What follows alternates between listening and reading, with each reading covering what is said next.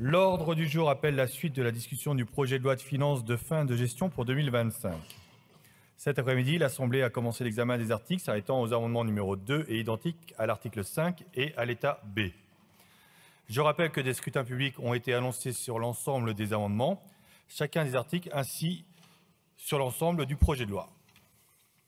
Donc, article 5, l'amendement numéro 2.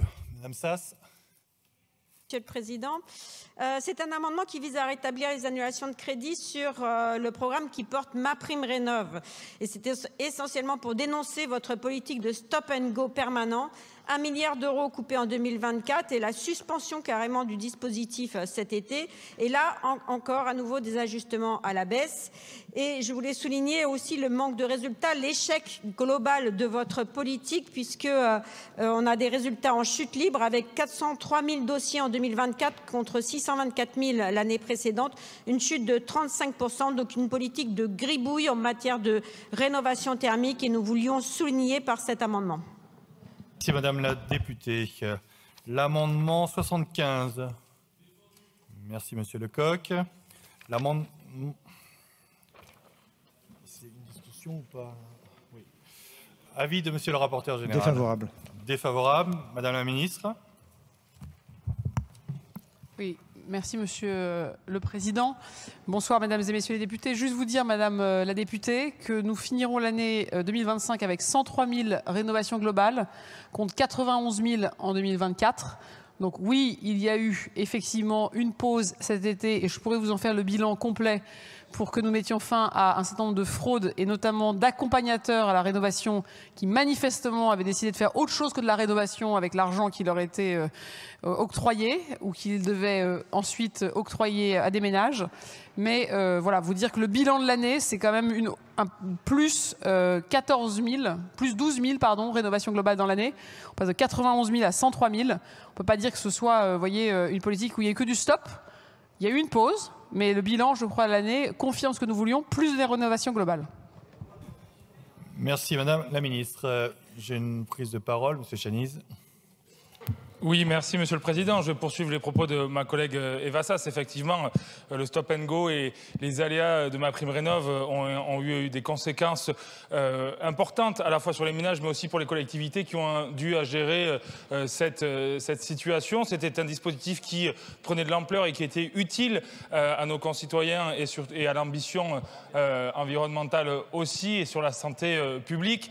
Vous avez évoqué la fraude, Madame la Ministre. C'est avant tout de la fraude qui a été détectée, ce qui montre que quand il y a des agents en nombre suffisant, ça permet d'anticiper la fraude. Ça pose la question aussi de la labellisation des mares privées qui, selon moi, devraient être déléguées aux collectivités locales qui sont à même de mieux connaître les intervenants et d'éviter justement la tentation de la fraude par des intervenants extérieurs des départements concernés. Et surtout, ça nécessite des moyens supplémentaires pour agir de façon extrêmement importante sur l'enjeu de la rénovation. Et donc, on ne peut pas se cacher derrière le petit doigt de la fraude. Il faut lutter contre la fraude sans pour autant mettre en péril le budget de MaPrimeRénov'. Merci Monsieur le député. Sur cet amendement... Allez-y, chers collègues, pardon. Merci Monsieur le Président. Simplement pour répondre à Madame la Ministre, bien sûr, il y a eu des aménagements faits, mais nous sommes très loin de la stratégie qui avait été définie par le gouvernement. 370 000 rénovations performantes jusqu'en 2030. Nous en sommes très très loin. Et donc, Madame la Ministre, ce n'est pas lié uniquement aux fraudes, c'est lié à des baisses importantes de subventions et de dotations. Et donc, nous aimerions savoir ce que vous comptez faire pour l'année prochaine. Et donc, pour cette année, je soutiendrai bien évidemment l'amendement de ma collègue. Merci, Monsieur Le Seul. Je vais mettre au voix en scrutin public ces deux amendements avec double avis défavorable. Le scrutin est ouvert. Le scrutin est clos.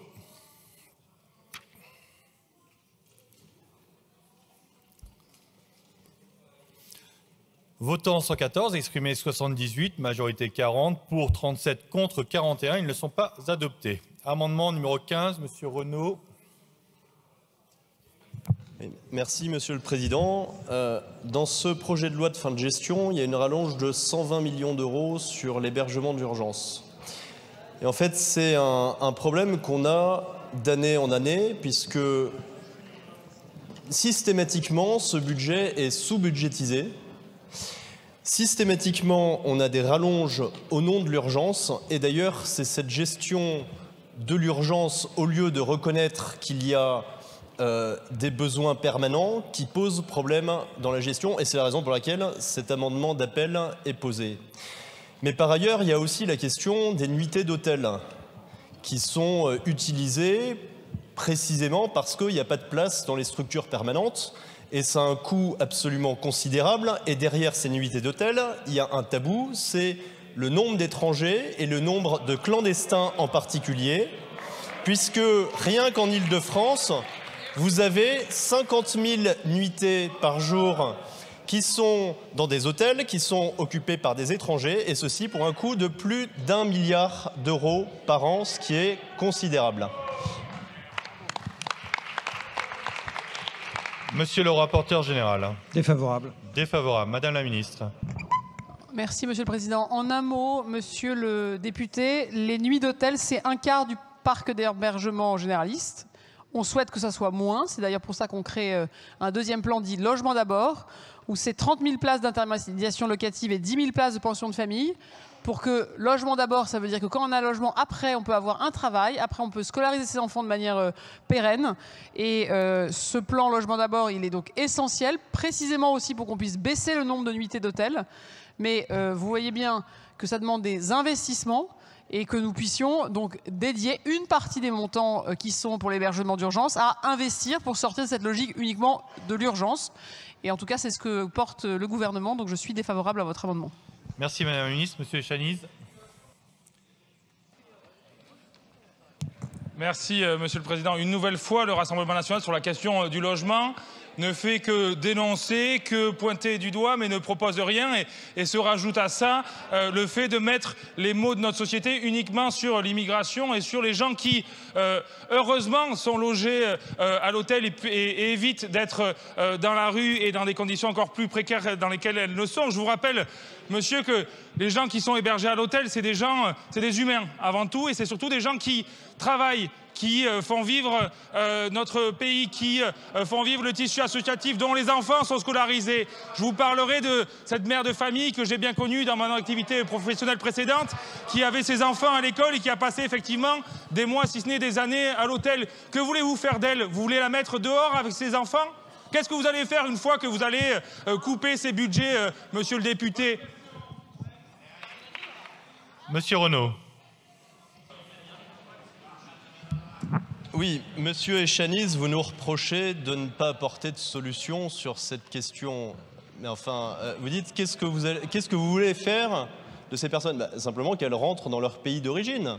Ça, c'est un point. Et deuxièmement, sur la politique d'asile, eh bien, nous demandons à ce que les demandes d'asile se fassent dans les ambassades et dans les consulats et que la France ne soit pas mise devant le fait accompli. Sachant que sur la politique du logement, on a eu des informations de monsieur Jolivet, rapporteur spécial sur cette question, en commission, qui nous a donné un chiffre très intéressant. C'est que l'hébergement d'urgence pour les étrangers et pour les demandeurs d'asile dans les CADA, ça coûte chaque année 4,8 milliards d'euros. Et c'était en 2017, sur le même périmètre, 2 milliards d'euros. C'est-à-dire que sur toute l'ère Macron, on a eu plus d'un doublement de la politique du logement en faveur des clandestins et des demandeurs d'asile en France, ce qui est absolument considérable. Je vais mettre aux voix en scrutin public cet amendement avec double avis défavorable, gouvernement et commission. Je vous demande de regagner vos places. Le scrutin est ouvert. Le scrutin est clos.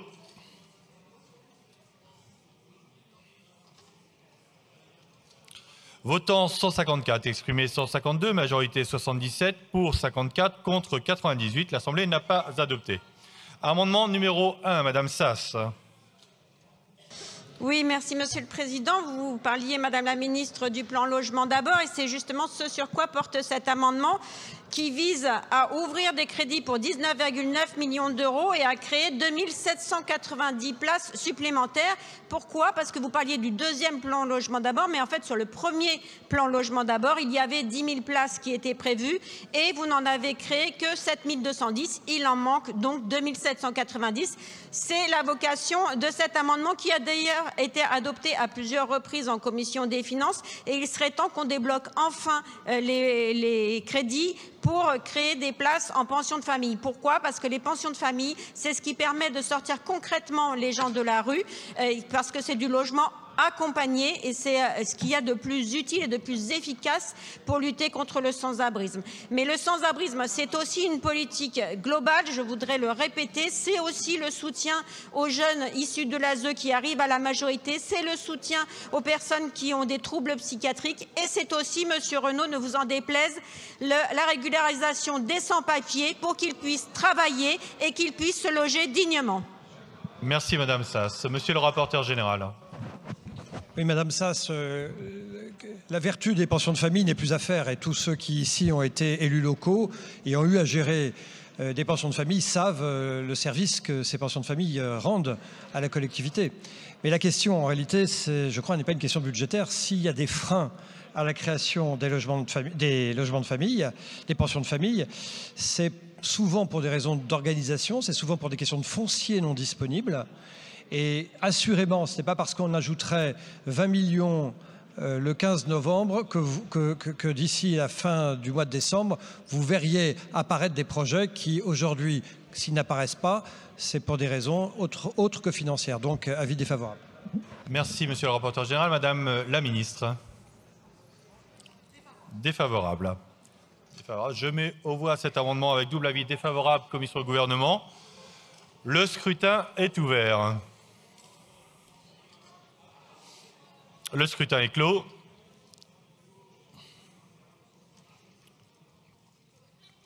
Votant 184, exprimé 183, majorité 92 pour 58, contre 125. L'Assemblée n'a pas adopté. Je vous rappelle qu'il n'y aura que des scrutins publics sur tous ces amendements, donc si vous pouvez rester à vos places, c'est vous qui voyez. Amendement 76, Monsieur Lecoq. Merci Monsieur Lecoq. Monsieur le rapporteur. Défavorable. Madame la Ministre. Défavorable. Défavorable. Je mets aux voix cet amendement par scrutin public. Le scrutin est ouvert. Le scrutin est clos.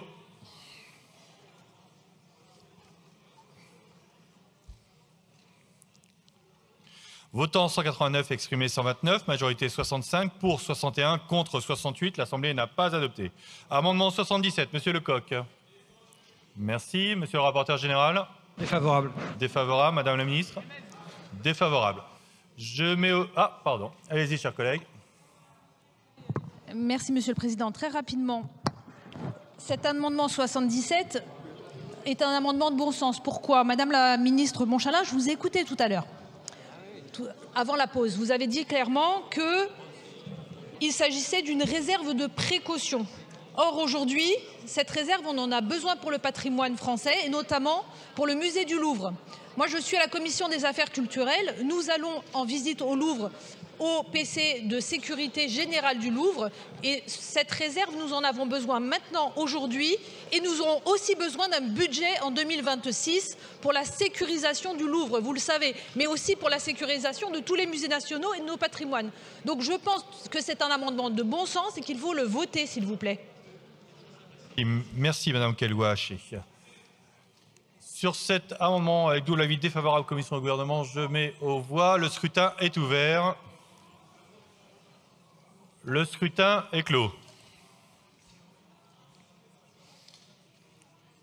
Votant 196, exprimé 130, majorité 66, pour 65, contre 65. L'Assemblée n'a pas adopté.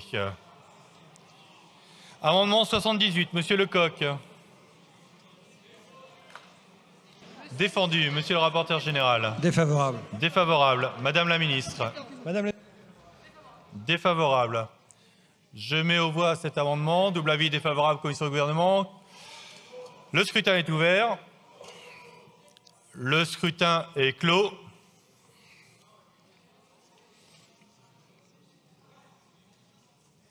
Votant 206, exprimé 136, majorité 69 pour 65, contre 71. L'Assemblée n'a pas adopté. Amendement numéro 7, Monsieur Tanguy. Défendu. Monsieur le rapporteur général. Défavorable. Défavorable. Madame la ministre. Défavorable. Je mets aux voix cet amendement par scrutin public. Double avis défavorable, commission et gouvernement. Le scrutin est ouvert. Le scrutin est clos.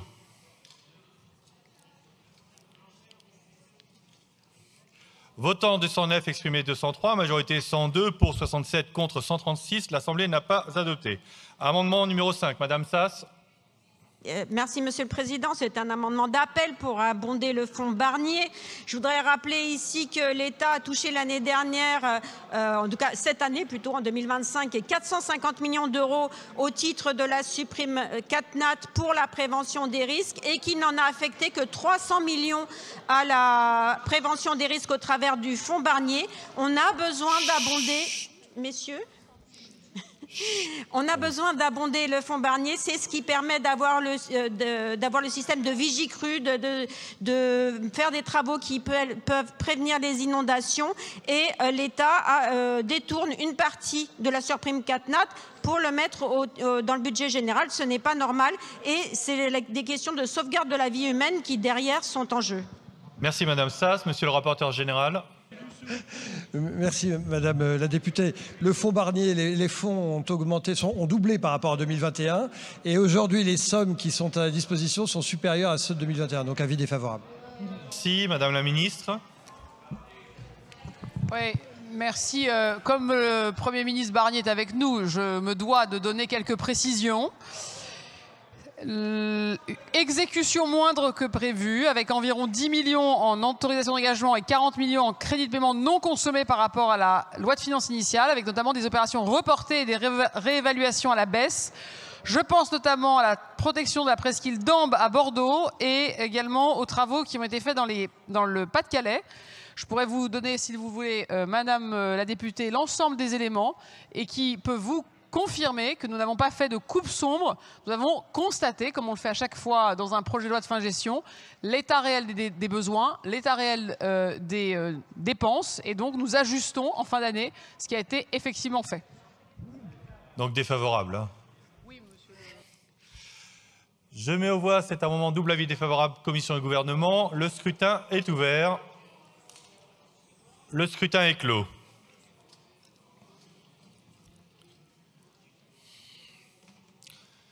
Votant 219, exprimé 150, majorité 76, pour 78, contre 72. L'Assemblée a adopté.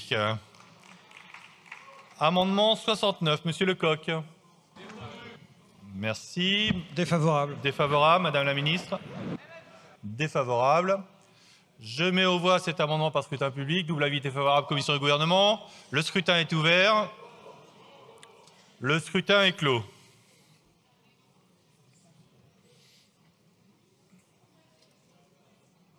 Votant 224, exprimé 153, majorité 76, pour 60, majorité 77, pour 76, contre 77. L'Assemblée n'a pas adopté. Amendement numéro 4, Madame Sass. Défendu. Monsieur le rapporteur général. Défavorable. Défavorable. Madame la ministre. Défavorable. Je mets aux voix cet amendement. Double avis. Ah, monsieur le seul. Je ne l'ai pas vu. Donc... Oui, non, ce n'est pas de l'obstruction, chers collègues. Non, c'est un amendement qui concerne le leasing social. Le leasing social est important et notre collègue a souhaité rétablir l'ensemble du crédit concernant le leasing social. Madame la ministre, il y a à cette date 41 500, si j'ai bien compris, leasing social qui ont été prononcés. Or, il y a une annonce de 50 000. Est-ce que nous pouvons atteindre les 50 000 si nous coupons les crédits comme il est proposé? Je rappelle que le leasing social est une mesure extrêmement importante et qui permet d'accepter aussi une transition écologique pour nos concitoyens les plus modestes. Merci, monsieur le seul. Je peux mettre aux voix cet amendement double avis défavorable, commission du gouvernement. Le scrutin est ouvert. Le scrutin est clos. Juste après, J'ai lancé le vote et c'est trop tard. Votant 224, exprimé 154, majorité 78, pour 77, contre 77. L'Assemblée n'a pas adopté. Amendement 79, Monsieur Lecoq. Défendu. Monsieur le rapporteur général. Défavorable. Défavorable. Madame la ministre. Défavorable. Il n'y a pas de prise de parole. Je mets aux voix cet amendement. Double avis défavorable, commission et gouvernement. Le scrutin est ouvert. Le scrutin est clos.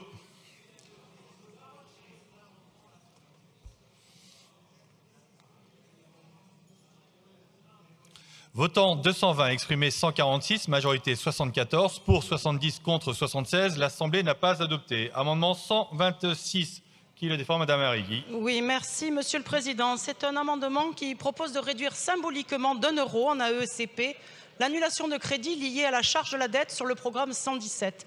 1 euro seulement, mais 1 euro qui dit tout. Car nous y voilà, les masques tombent, la chantage de la dette, brandie année après année par les gouvernements Borne, Attal, Barnier, Bayrou, le Cornu 1, le Cornu 2, pour justifier l'austérité, les coupes aveugles et le renoncement aux politiques publiques, révèlent aujourd'hui toute sa vacuité.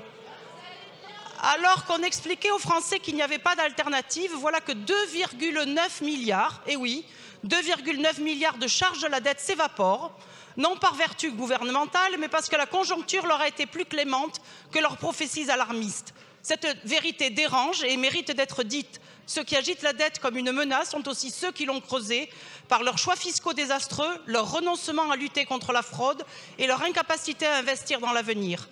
Par cet amendement symbolique à 1 euro qui claque comme un symbole, nous voulons rappeler que le discours de peur entretenu autour de la dette n'est pas, dans notre cas depuis 2022, qu'un rideau de fumée. Il est temps de sortir de la dramaturgie, de regarder les chiffres avec sincérité et de cesser d'instrumentaliser la dette pour mieux abandonner l'État social, l'écologie et l'intérêt général. Arrigui, Monsieur le rapporteur général. Merci, Monsieur le Président. Madame Arrigui, ça fait plusieurs fois qu'on évoque cette question de, je cite, ouvrez les guillemets, d'austérité. D'abord, je suis allé voir dans la littérature académique économique la définition de l'austérité. Une politique d'austérité désigne une politique économique de réduction importante des déficits publics et de stabilisation de la dette publique mise en œuvre au moyen de coupes budgétaires, de hausses d'impôts ou des deux. Et je vous renvoie vers mon rapport qui montre que le total des dépenses publiques augmente en valeur tous les ans, sans exception, en volume, corrigé de l'inflation, presque tous les ans, avec seulement 3 exceptions sur les 21 dernières années, et par rapport au PIB. Nous avons un des niveaux les plus élevés au monde, 7 points au-dessus de l'Allemagne, de l'Italie, de l'Espagne. Donc non, ce n'est pas vrai, ce n'est pas une politique d'austérité. Ensuite, vous dites la menace de la dette, chantage, tout ça est fictif, on nous mène par le bout de la barbichette. Eh bien, pardonnez-moi de vous le dire, la menace de la dette, ça n'a rien de fictif. La menace de la dette, ça n'a rien de fictif. Et le jour où nous allons être face à une crise obligataire mondiale, la réalité, c'est que nos marges de manœuvre pour faire face à une telle crise sont extrêmement limitées. Et moi, je vous mets en garde, je pense que oui, il y a un risque majeur de crise, que nous pourrions être dans une situation où nous ne pourrions pas l'encaisser. Et plus nous attendons, et plus les efforts que nous aurons à faire seront difficiles. Moi, je souhaite qu'on reprenne la maîtrise des comptes publics. Je souhaite que l'on diminue le déficit. Et en diminuant le déficit, on se redonnera des marges de manœuvre. Et je préfère que la dette française, le remboursement, plus exactement les impôts des Français, aillent servir les services publics français plutôt que de nourrir le remboursement d'une dette qui est en réalité une dette qui va aux fonds de pension américains et aux retraités américains. Donc, avis défavorable. Merci, Madame la Ministre. Merci, Monsieur le Président. Je crois que le but n'est pas de faire peur, mais c'est de prendre conscience que si on ne résout pas le problème, nous, maintenant, arrivera un moment où nos successeurs n'auront plus de marge de manœuvre. Nous avons aujourd'hui prévu pour 2026 74 milliards de charges d'intérêt, toute administration publique confondue. C'est plus que notre budget de la défense. Il y a un autre pays dans le monde qui est dans cette situation, c'est les États-Unis. Mais à la différence de nous, ils ont le dollar Et à la différence de nous, ils ont une banque centrale qui n'est pas indépendante et qui, on le sait, a créé d'ailleurs une crise quasi obligataire quand le président américain a souhaité d'ailleurs mettre sous sa tutelle sa banque centrale. Je pense qu'il est quand même très dangereux d'envisager que l'on regarde monter cette charge d'intérêt sans se dire qu'elle nous prive de capacité à financer des choses que l'on veut financer. Vous appartenez au groupe écologiste et social. Financer la transition écologique, l'adaptation au changement climatique, le changement de modèle productif. Si nous n'en avons pas les moyens parce qu'à la place nous devons payer les dettes passées, eh bien je pense que ce sera un échec collectif et aujourd'hui nous avons les moyens d'éviter cet échec. C'est bien pour cela que nous vous proposons de réduire d'ici à 2029 notre déficit pour que nous stabilisions notre dette. Je vous remercie. Merci, Monsieur le Président Coquerel. Ouais, je ne pensais pas qu'on allait avoir à nouveau un débat sur la dette, mais juste, Madame la ministre, je ne peux pas vous laisser dire que notre dette, enfin notre charge plutôt de la dette, est par exemple la plus importante avec les États-Unis. Je vous donne un exemple. Aujourd'hui, on est à 2,4% du PIB en charge de la dette. Les Italiens sont à 3,5%. Et il y a d'autres pays en Europe qui sont à des taux, des chiffres supérieurs. Donc ce qu'il faut regarder au niveau pourcentage du PIB, c'est qu'aujourd'hui on est à 2,4. C'était à peu près la moyenne des 20 dernières années. Il y a une vingtaine d'années, on était quasiment à 3. C'est vrai que ça va monter dans les années à venir, mais ce n'est pas non plus quelque chose de totalement exceptionnel. Alors est-ce que pour autant ça veut dire qu'il faut laisser filer le déficit comme ça sans s'en soucier? Non, mais vous savez bien qu'à partir de là, il y a un débat entre nous. Vous estimez que pour réduire le déficit et donc pour s'en redonner des marges, il faut baisser les dépenses publiques, c'est la seule solution. Nous, on estime qu'il faut récupérer des recettes parmi celles que vous avez perdues depuis 2017. Voilà, donc c'est le débat qui est en cours et il est fondamental parce que si vous baissez les dépenses publiques, vous avez un effet récessif sur l'économie et ça, tous les chiffres le montrent, alors que si vous allez chercher les recettes et notamment les recettes des ultra-riches, qui, dans toutes les études économiques, montrent qu'en réalité, c'est là où il y a le moins de conséquences économiques par rapport à l'activité et la croissance et autres, eh bien, vous allez quelque part avoir un cercle plus vertueux qui va vous permettre, 1, de réduire les déficits, 2, de relancer la machine économique, donc de produire des cotisations, de la fiscalité, et 3, d'investir, notamment pour la transition écologique, puisque vous me dites que c'est votre souci. Donc voilà, c'est deux logiques, mais abordons-la de manière rationnelle et non pas avec des peurs qui ne sont pas au niveau de ce qui est dit depuis quelques années. Merci, Monsieur le Président Coquerel. Madame Arregui. Alors j'entends vos explications, Monsieur le rapporteur, et vous, Madame la Ministre. Je ne reprendrai pas les propos de Monsieur Coquerel que j'aurais pu faire mien. Mais alors maintenant, expliquez-moi comment il fait que dans ce PLFG, nous vous annuliez 2,9 milliards d'euros de charge de la dette. Est-ce à dire que vous ne savez pas prévoir les recettes, mais vous ne savez pas prévoir non plus les dépenses? 2,9 milliards d'euros, est-ce que vous avez bien calculé la charge de la dette pour pouvoir supprimer 2,9 milliards d'euros lors de ce PLFG? Merci.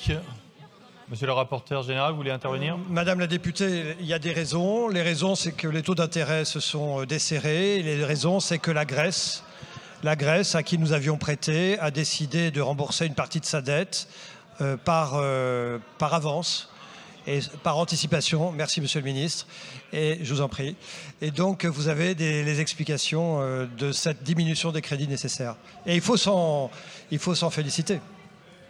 Merci. Je vais mettre aux voix cet amendement avec un double avis défavorable, Commission et Gouvernement, par scrutin public. Le scrutin est ouvert. Le scrutin est clos.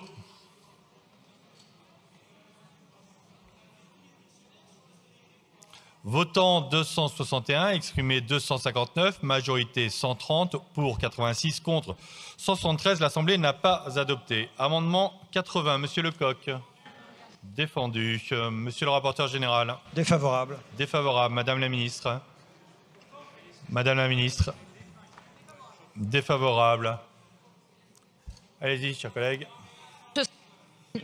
Merci, Monsieur le Président. Juste une question, parce que on n'a aucun détail sur les crédits non utilisés et donc on n'a aucun détail sur ces annulations de crédits, ce que je trouve quand même vraiment dommage. On a deux lignes, 169 millions d'euros pour les autorisations d'engagement et 131 millions d'euros en moins soi-disant non utilisés pour les crédits de paiement. Moi, je ne comprends pas parce que, en gros, ce que je voudrais savoir, Madame la Ministre, c'est quelle politique publique de l'école n'a pas besoin de ces millions d'euros? Quelle politique publique de l'école? Clairement, l'école manque de moyens, l'école manque de tout, vous le savez très bien. L'école, en France, c'est l'école avec le nombre d'élèves le plus important de l'OCDE. Nous avons des besoins substantiels. Or, vous nous dites, eh bien, on va récupérer 129 millions d'euros, plus 131 millions d'euros, sans aucune précision. Je trouve ça gênant et décevant. Donc, soit on a des précisions, soit, évidemment, on va voter de toute façon pour cet amendement. Merci, Madame Kelouachi. Je mets aux voix cet amendement double avis défavorable commission au gouvernement par scrutin public. Le scrutin est ouvert. Le scrutin est clos.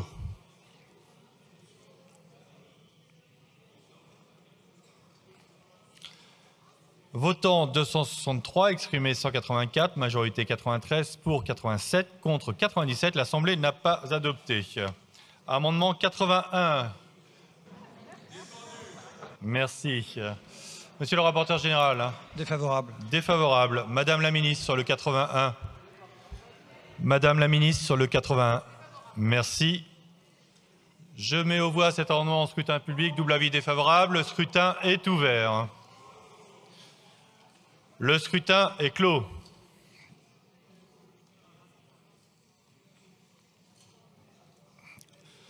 Votant 263, exprimé 181, majorité 91, pour 84, contre 97. L'Assemblée n'a pas adopté.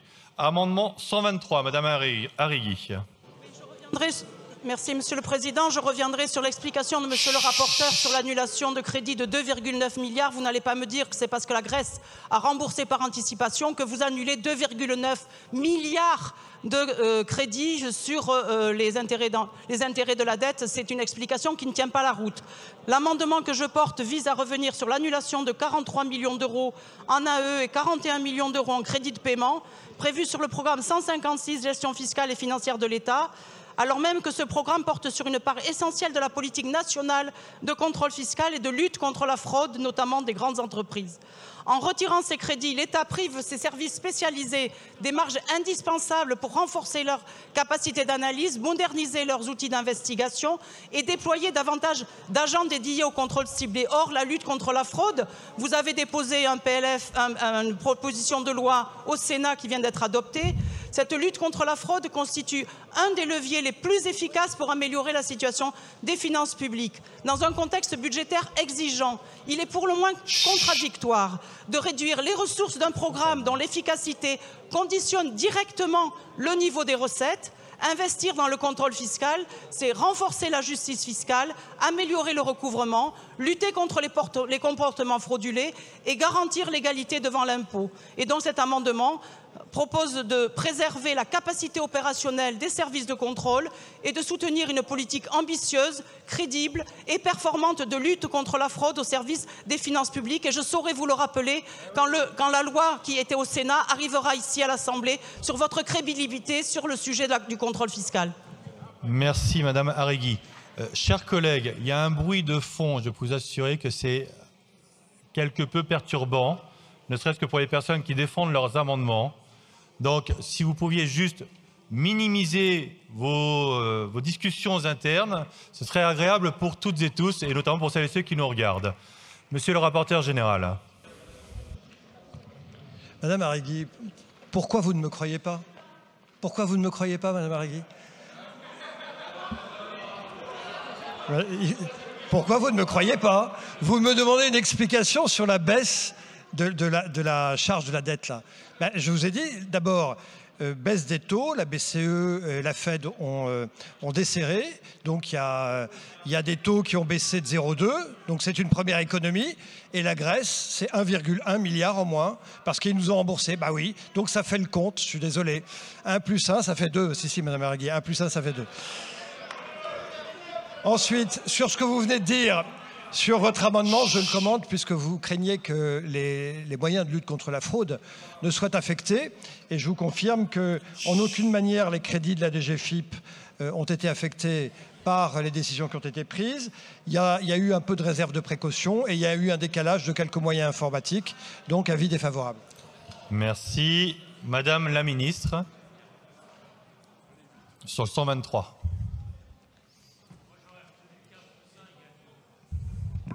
Merci, Monsieur le Président. Madame la députée, je sais votre engagement pour que notamment tous les agents publics aient les moyens de bien travailler. Et je sais votre engagement pour que sur les enjeux de fraude, on continue d'avoir des engagements humains et pas juste des outils informatiques.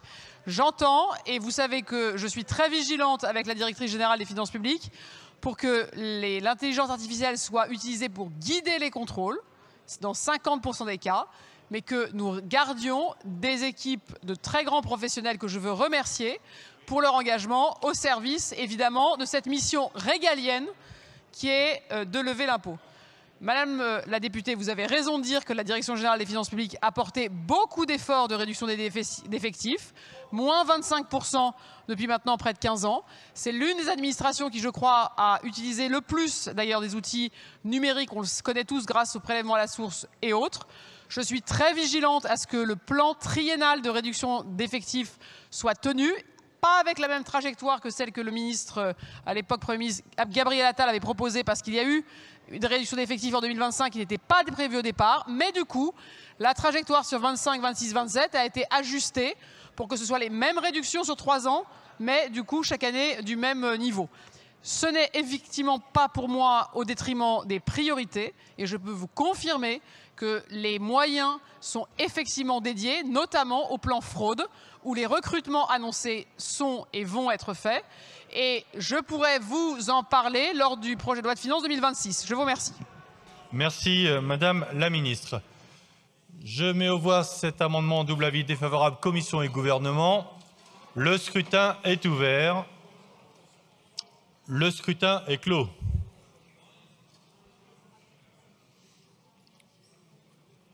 Votant 274, exprimé 191, majorité 96, pour 89, contre 102. L'Assemblée n'a pas adopté. Amendement 82, Monsieur Lecoq. Défendu. Non mais attendez. Parce que ça dit défendu par là, j'aimerais bien l'entendre par là quand même. Merci. Défavorable. Défavorable. Madame la Ministre. Défavorable. Je mets aux voix cet amendement, double avis défavorable, Commission et Gouvernement. Le scrutin est ouvert. Le scrutin est clos.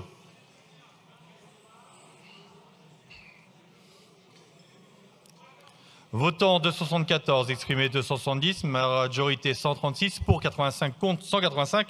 L'Assemblée n'a pas adopté. Amendement 112, Monsieur Lecoq. Défavorable. Défavorable. Madame la Ministre. Défavorable. Je mets aux voix cet amendement, double avis défavorable. Le scrutin est ouvert. Le scrutin est clos.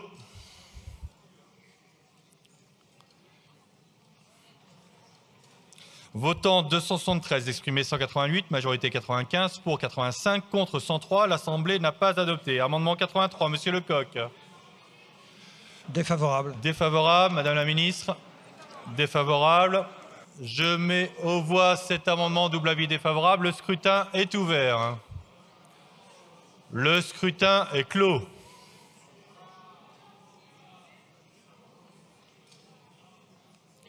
Votant 278, exprimé 190, majorité 96, pour 87, contre 103. L'Assemblée n'a pas adopté. Amendement 84, Monsieur Lecoq. Défendu. Monsieur le rapporteur général. Défavorable. Défavorable. Madame la Ministre. Défavorable. Je mets aux voix cet amendement. Le scrutin est ouvert. Le scrutin est clos.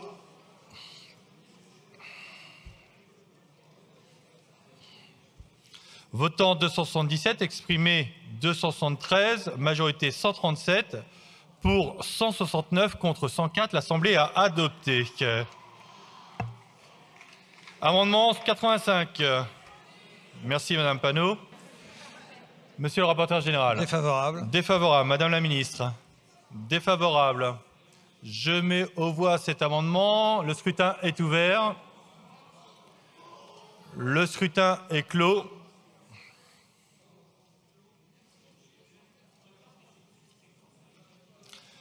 Votant 279, exprimé 274, majorité 138, pour 89, contre 185. L'Assemblée n'a pas adopté. Amendement 86. Merci. Monsieur le rapporteur général, défavorable. Madame la ministre, défavorable. Ah, une prise de parole. Non, non, il y a un rebond.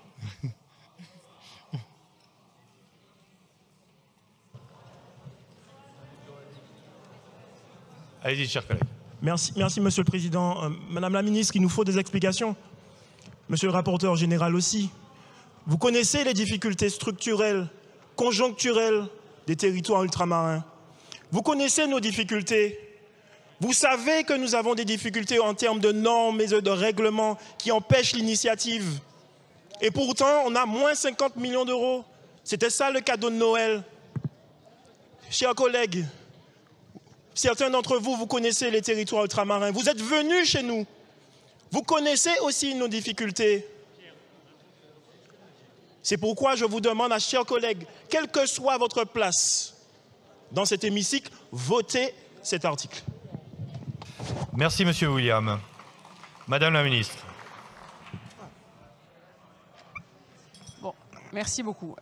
Merci, Monsieur le député. Vous avez raison de nous arrêter dans notre grand processus d'avancée rapide pour que je puisse peut-être clarifier les choses. Dans ce projet de loi de fin de gestion, il y a deux mouvements concernant les crédits outre-mer. Il y a d'une part la partie sur l'ODEOM, où nous avons une annulation qui correspond à peu près 50 millions d'euros qui est lié à l'ODEOM, qui a été moins coûteux que prévu, moins 50, mais nous ouvrons 45, voire 49 millions d'euros, pardon, sur la partie conditions de vie outre-mer, notamment pour Mayotte, la Réunion et la Nouvelle-Calédonie liées aux crises. Donc si je résume, ça a coûté 50 millions de moins sur l'ODEOM que ce que nous voulions, et on remet ces 50 millions de plus pour Mayotte, la Réunion et la Nouvelle-Calédonie pour faire face aux crises. C'est le principe du projet de loi de fin de gestion. Si l'ODEOM, en fait, a coûté un peu moins cher que prévu, c'est lié à la dynamique économique ou à des effets d'embauche qui ont été faits au-delà des plafonds de l'ODEOM.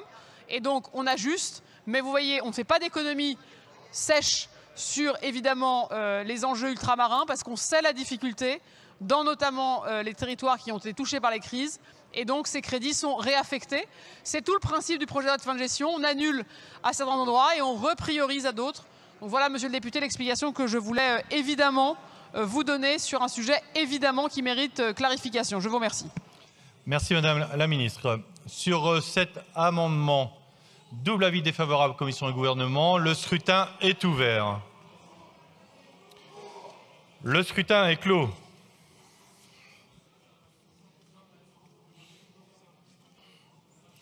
Votant 290, exprimé 284, majorité 143, pour 183, contre 101. L'Assemblée a adopté. Nous arrivons à des amendements identiques. Le 92, défendu. Monsieur le rapporteur général. Défavorable. Non, c'est des identiques, pardon.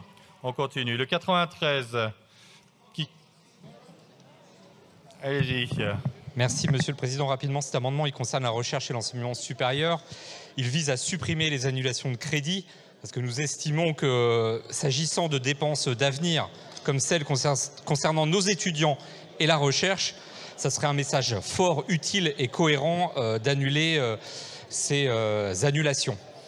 On ne respecte déjà pas, concernant la recherche, la loi de programmation sur la recherche. Ce n'est pas en annulant des crédits en fin d'année qu'on arrivera à maintenir ne serait-ce que l'état de notre recherche publique. Donc en tout cas, voter cet amendement, c'est essentiel pour l'innovation, la souveraineté scientifique, pour la transition écologique et globalement pour la jeunesse. Merci. Merci, monsieur le député. Monsieur le rapporteur général. Oui, pardon, Monsieur le Président, j'ai fait une erreur. La Commission avait bien adopté cet amendement et donc avis favorable de la Commission. Donc favorable sur les deux identiques. Hein? Madame la ministre. Alors, merci, Monsieur le Président, Monsieur le député. Nous avons, sur ce programme, dans la gestion, procédé à l'annulation de la réserve notamment parce que les besoins des bourses sur critères sociaux en fin d'année apparaissent comme légèrement inférieurs aux attentes. Nous avons également pris acte du décalage des dépenses immobilières, qui coûtent, on le sait, souvent beaucoup d'argent, mais qui parfois ont du retard. Nous avons ouvert des crédits pour la recherche duale civile et militaire, notamment pour couvrir des projets de recherche dans le domaine spatial en lien avec la LPM. Et ça fait partie des plus grosses lignes des différents éléments que je voulais décrire devant vous. C'est de la fin de gestion. On parle de crédits, vous voyez, qui sont à comparer avec l'enveloppe globale, évidemment, pour la recherche et l'enseignement supérieur, qui n'ont rien à voir avec ces, vous voyez, 210 millions, ou plutôt l'annulation nette de 193 millions pardon, en AE et 190 millions en CP. Donc voilà, je voulais juste vous donner le détail de ce que nous faisons. C'est la bonne gestion en ajustant les crédits par rapport aux besoins immobiliers, bourses sur critères sociaux et sur les éléments de recherche spatiale, notamment dual. Je vous remercie. Donc, avis favorable, Madame la Ministre? Défavorable. Madame Kelouachi. Rapidement, s'il vous plaît. Je suis un peu effarée, moi, d'entendre ce que je viens d'entendre de la bouche de la ministre. Clairement, on a moins de boursiers pour 2026, moins de boursiers, alors qu'il y a plus de précarité. Il n'y a pas une question, quand même, là, qui doit se poser. Non, mais réellement, là, je ne parle même pas de la fin 2025.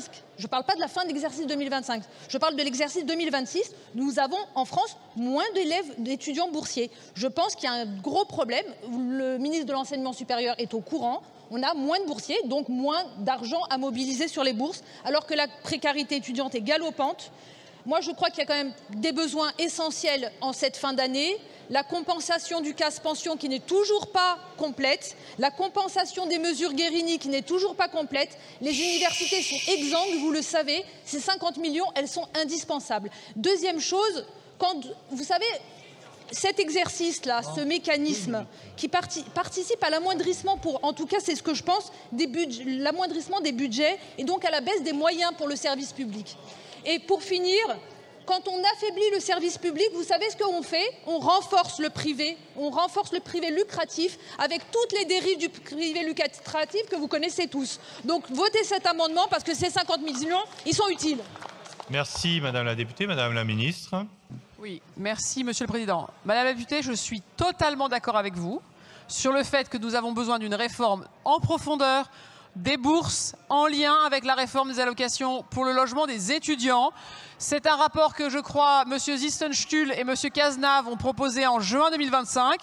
Le gouvernement ne soutient pas toutes les propositions, mais sur ce plan, je ne peux pas porter cette réforme, vous voyez, dans un budget qui a été promulgué le 14 février et là, la fin de gestion 2025. Mais je vous dis, comme on dit, pas juste à titre personnel, mais en tant que ministre des Comptes publics, il me semble essentiel que dans les 18 mois d'ici à la présidentielle, nous mettions en route cette réforme, bourse et APL étudiantes, parce que ce que vous dites est très juste. Et aujourd'hui, la manière dont sont calculées les APL étudiantes et la manière dont sont calculées les bourses aboutissent à des résultats qui ne correspondent pas aux besoins. Je suis totalement aligné avec vous. Je vous remercie.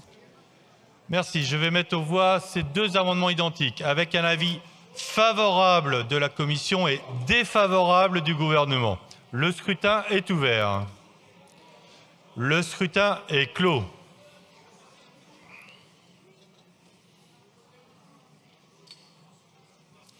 Votant 302, exprimé 295, majorité 148, pour 193, contre 102. L'Assemblée nationale a adopté. Il faut donc chuter les deux amendements suivants, le 118 et le 111. Et nous passons aux amendements identiques. Le 88, Monsieur Lecoq. Défendu, merci. Monsieur le rapporteur général. Merci Madame Actimi. Ah, il y a le 105 aussi, oui. Le 105, il défend. Madame Arregui, défendu aussi. Monsieur le rapporteur général. Défavorable aux deux. Défavorable aux deux. Madame la ministre. Défavorable aux deux. Il n'y a pas de prise de parole. Je mets aux voix en scrutin public ces deux amendements. Double avis défavorable. Le scrutin est ouvert. Le scrutin est clos.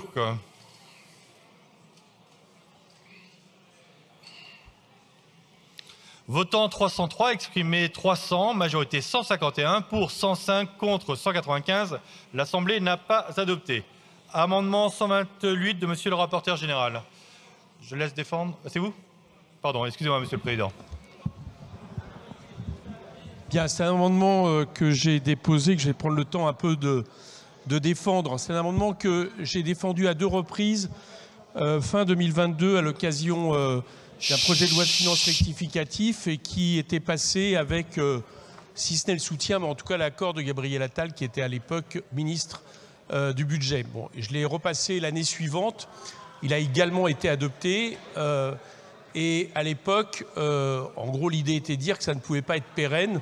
Donc je l'avais pas redéposé pour le budget dernier en espérant qu'on trouve une solution pérenne. Elle n'a pas été trouvée. Et du coup, je me permets, dans ce projet de loi de fin de gestion, de le reproposer, au moins pour terminer, j'allais dire, la législature avec ce système, en sachant qu'effectivement, il faudra trouver une autre solution. Qu'est-ce qui se passe? C'est que les soignants des centres municipaux de santé n'ont pas eu la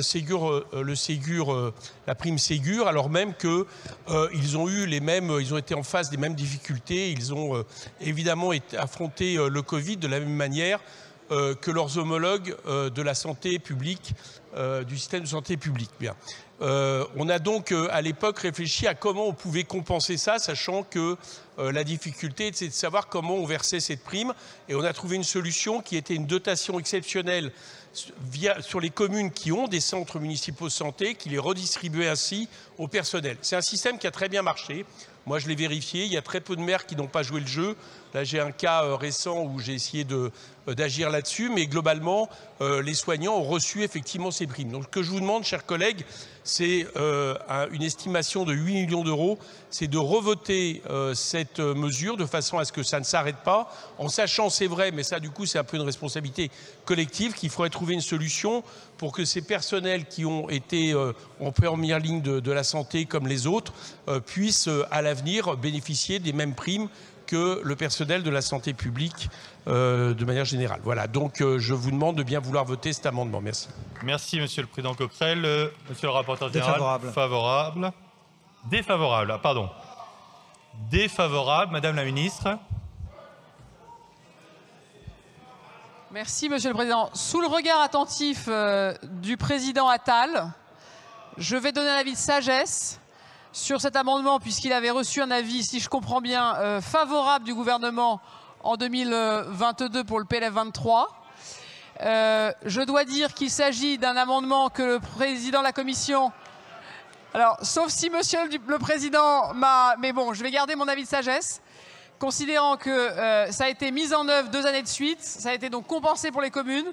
Il faudrait quand même que les communes puissent effectivement maintenant financer cette enveloppe de manière durable. C'est 8 millions d'euros répartis dans le pays. Mais je comprends par esprit de continuité et de cohérence avec les précédents avis et mises en œuvre politiques que je vais donc laisser l'Assemblée souverainement décider. Merci. Je mets aux voix cet amendement avec un avis défavorable de Monsieur le rapporteur général et de sagesse du gouvernement. Le scrutin est ouvert. Le scrutin est clos.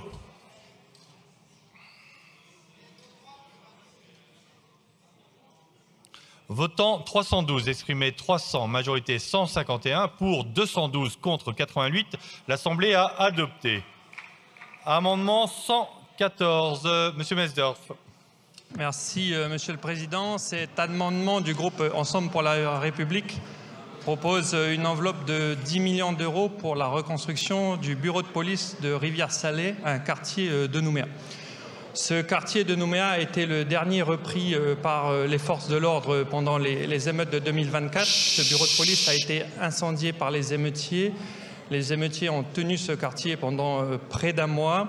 Il y a eu 2 policiers nationaux gravement blessés par balle. L'un a perdu la vue, l'autre l'usage de sa jambe. Donc aujourd'hui, il est plus qu'urgent de redonner aux habitants de Rivière-Salée un bureau de police et une forme de retour de l'État dans ce quartier qui reste difficile. C'est pourquoi nous vous proposons de débloquer 10 millions d'euros pour la reconstruction de ce commissariat. Je vous remercie. Merci, Monsieur le député. Monsieur le rapporteur général. Avis de sagesse. Sagesse. Madame la Ministre. Bon, Vous voyez, on a des avis fluctuants. Bon, monsieur le député, d'abord vous dire à quel point je pense qu'on est tous ici extrêmement conscients du travail des forces de l'ordre. On est extrêmement conscients aussi de ce qu'ont été ces émeutes il y a quelques mois maintenant. Et je veux vous dire que nous sommes aussi très conscients de l'engagement qui est le vôtre pour amener jusqu'à nous la réalité du territoire de Nouvelle-Calédonie, où nous avons, on le sait, beaucoup aujourd'hui d'enjeux différents à traiter pour en assurer la viabilité tant économique que sociale. Monsieur le député, j'entends votre proposition donc de soutenir la reconstruction du commissariat, enfin d'un des commissariats de votre île. Comme vous le savez, il est bien prévu que ce commissariat soit reconstruit. Il faut pour cela faire des études et je peux vous confirmer qu'il n'y a pas besoin de crédit budgétaire en 2025. Évidemment, les ouvertures de crédit seront faites au fil de l'eau parce que c'est un enjeu prioritaire pour l'État. Et on le sait, avant de passer à un marché immobilier, il faut des études. Elles ne sont pas terminées. Donc, engagement pris du gouvernement, évidemment, de suivre le dossier de très près. Mais ces crédits ne sont pas nécessaires. Donc, je vous propose plutôt de retirer votre amendement. Ou alors, j'y suis défavorable, puisque je le dis à tous, nous n'avons pas besoin d'argent frais, sonnant et trébuchant en 2025 pour ce sujet qui est évidemment prioritaire. Donc, Madame la Ministre, retrait ou défavorable. Ou défavorable. Très bien. Monsieur le député.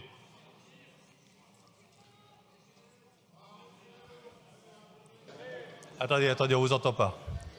Oui, merci Madame la Ministre pour l'engagement que vous prenez donc, sur les financements nécessaires en année 2026 pour la reconstruction de ce bureau de police. Devant cet engagement, je vous propose de retirer cet amendement et on se retrouve l'année prochaine. Très bien. Nous passons à l'amendement 89. Madame Maximi, Madame Panot, défendu. Monsieur le rapporteur général. Défavorable. Défavorable. Madame la Ministre, défavorable. Je vous la donne. J'attends l'avis de Madame la Ministre d'abord. Madame la Ministre, défavorable. Merci. Allez-y, chers collègues. Merci, Monsieur le Président. Parler des associations, c'est toujours une occasion à ne pas rater. Le 11 octobre dernier, elle nous disait « ça ne tient plus ». Les 20 millions de bénévoles, les 1,8 million de salariés associatifs qui chaque jour s'engagent pour assurer des missions de service public, tisser le lien humain et faire vivre la solidarité, alerter sur leur réalité. 90 000 emplois sont menacés. Elles sont déjà fragilisées par la multiplication des appels à projets, par la baisse des dotations des collectivités. Or, leurs actions sont essentielles, qu'il s'agisse de l'association qui distribue des colis alimentaires, celle qui fait vivre l'offre de loisirs pour nos enfants, celle qui gère un service public. Toutes ces associations contribuent à faire la vitalité démocratique de notre pays et à faire vivre la fraternité sur nos territoires. Derrière ces lignes budgétaires, ce sont des femmes, des hommes engagés, des milliers d'emplois d'insertion, des projets solidaires et éducatifs. Et donc, je vous engage à rétablir les crédits pour ces associations avant que ça ne craque. Merci, Madame Hérouin-Léoté. Monsieur le rapporteur général, vous voulez reprendre la parole? Défavorable. Non, vous avez déjà donné votre avis, monsieur le rapporteur général. C'était sur le 89. Je mets aux voix cet amendement double avis défavorable, commission et gouvernement. Le scrutin est ouvert. Le scrutin est clos.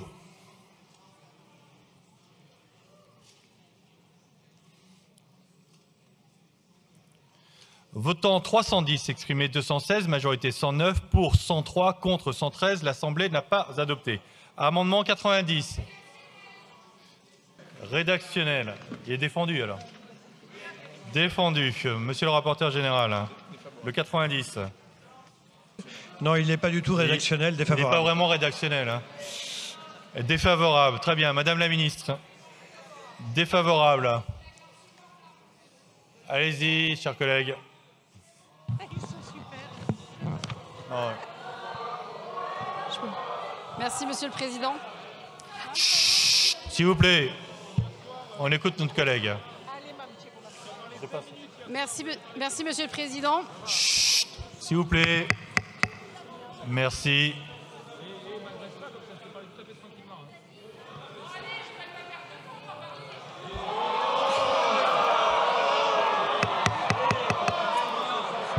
Est-il possible d'écouter notre collègue, s'il vous plaît? Allez.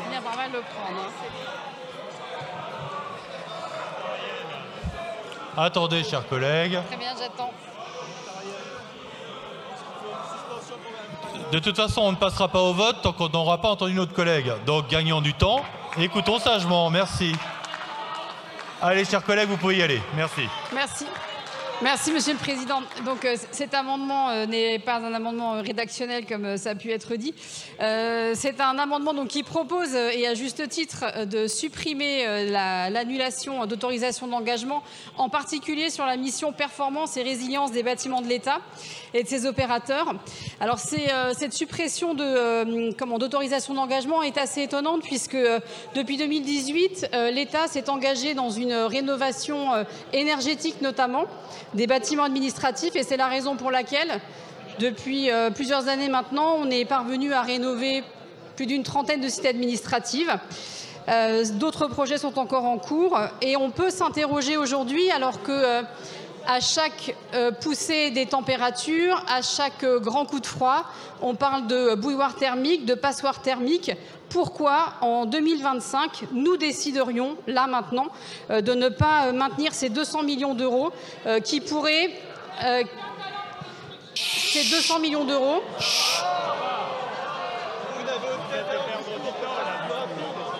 qui pourraient donc, je vais conclure, qui pourrait donc faciliter la vie des agents de la fonction publique et particulièrement améliorer leurs conditions de travail. Je vous remercie. Merci Madame Thiébaut-Martinez. Madame la ministre, vous vouliez reprendre la parole.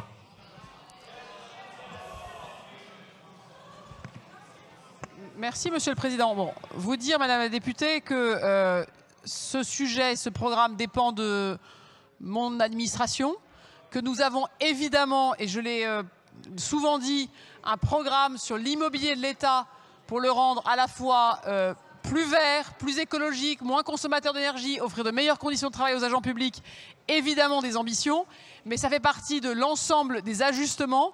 Ça ne veut pas dire qu'on va renoncer à nos ambitions, simplement qu'on fait le constat à la fin de l'année des besoins budgétaires effectifs et nous avons une stratégie de report qui fait que je peux vous garantir, Madame la députée, qu'on va évidemment continuer ce programme bien, en 2026 et on pourra évidemment y travailler ensemble dans le cadre du PLF 2026. Donc il n'y a pas de renoncement à l'ambition, simplement qu'on constate l'avancée effective des travaux et des projets.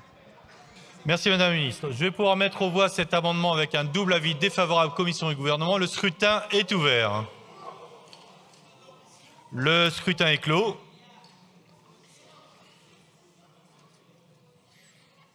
Votant 311, exprimé 219, majorité 110, pour 98, contre 121. L'Assemblée n'a pas adopté. L'amendement 91, défendu. Défavorable. Défavorable. Défavorable. Il y a un rebond, il y a deux rebonds. Non, du coup... Oui, il y a deux rebonds. Mais je vais prendre les deux. Vous êtes pour, évidemment. Vous êtes pour aussi, chers collègues? Oui, donc je prendrai un pour, Madame Panot. C'est son amendement. Merci, Monsieur le Président, puisque manifestement les socialistes prennent 2 minutes à chaque fois pour que nous n'allions pas au vote sur le budget et que ça se voit beaucoup. Je vous invite donc à voter pour cet amendement. Merci, c'était une défense pour.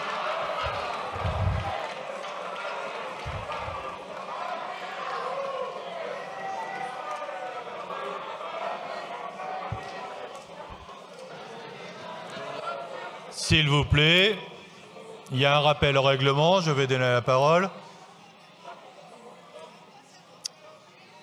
Sachez pour votre information qu'en moyenne, la défense d'amendement, les reprises, c'est 1 minute 15. C'est moi qui ai le chrono devant moi. C'est juste pour votre information. Il y a un rappel au règlement, allez-y. Merci, Monsieur le Président. Rappel au règlement au titre de l'article 100 sur la bonne tenue de nos débats.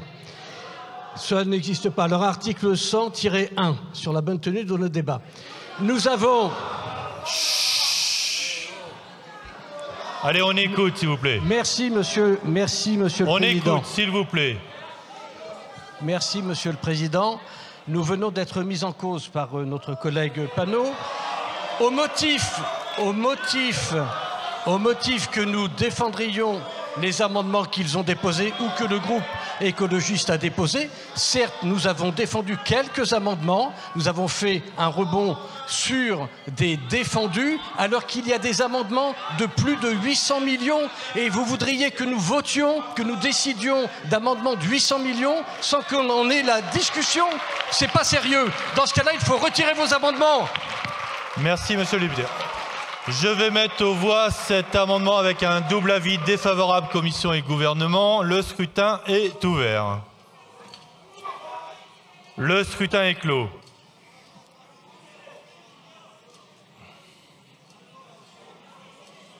Votant 319, exprimé 223, majorité 112, pour 97, contre 126. L'Assemblée n'a pas adopté.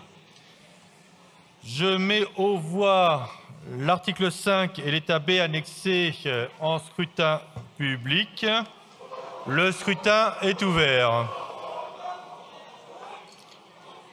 Le scrutin est clos.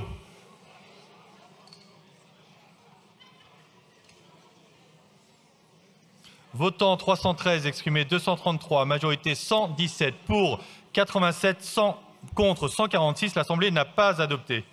Je mets aux voix l'article 6, pareil, là, ça continue. Je mets aux voix l'article 6 et l'état C annexé en scrutin public. Le scrutin est ouvert. Le scrutin est clos.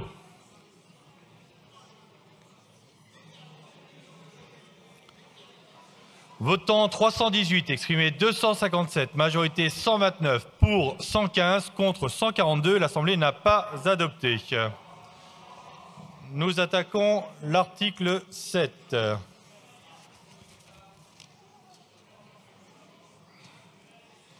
Avec des amendements à l'article 115. Monsieur Metzdorf. Ouais. Merci, Monsieur le Président. Madame la Ministre, pour vous rassurer tout de suite, ces 300 millions d'euros sont un amendement d'appel. Pour vous interpeller sur la situation dramatique des finances de la Nouvelle-Calédonie, puisqu'il manque pour boucler le budget de la collectivité près de 400 millions d'euros pour l'année 2026. Or, vous savez qu'aujourd'hui, notre taux d'endettement est près de 400% à cause ou grâce des prêts que vous avez bien voulu octroyer à la Nouvelle-Calédonie. J'aimerais donc vous poser une question. Où en sont les discussions avec l'exécutif local sur le besoin en financement de la Nouvelle-Calédonie pour l'année 2026, puisque nos politiques publiques en dépendent? Je vous remercie. Merci, monsieur le député. Monsieur le rapporteur général. Merci. Mon cher collègue, votre amendement vise à permettre à l'État de mobiliser 300 millions d'euros d'avance aux collectivités et à la Nouvelle-Calédonie. Nous nous préoccupons tous, je crois, ici, sur tous les bancs de la situation en Nouvelle-Calédonie. Mais il me semble que votre amendement est satisfait par, en particulier, la loi de finances 2025, l'article 150, et la loi de finances pour 2026, l'article 62. Afin de soutenir la Nouvelle-Calédonie, l'État a, en plus de ses transferts habituels, déployé un plan d'urgence de 530 millions d'euros. Ensuite, pour accompagner le redressement des finances publiques de la collectivité, l'article 150 de la loi de finances 2025, que je viens de citer, a également autorisé l'État à garantir des prêts dans la limite de 1 milliard d'euros en 2025, des prêts par l'Agence française de développement à la Nouvelle-Calédonie. Et si un premier prêt de 560 millions d'euros a pu aboutir, un second, initialement évalué à 240 millions d'euros, désormais réévalué à 200 millions d'euros, est en cours de négociation.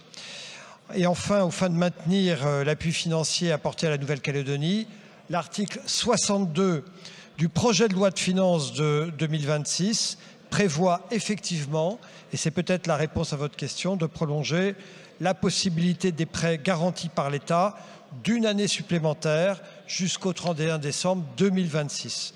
Et compte tenu de ces précisions, je vous suggère peut-être de retirer votre amendement. Merci, monsieur le rapporteur général. Madame la ministre. Oui, merci, monsieur le député. Monsieur le président, surtout d'abord, pour me donner la parole.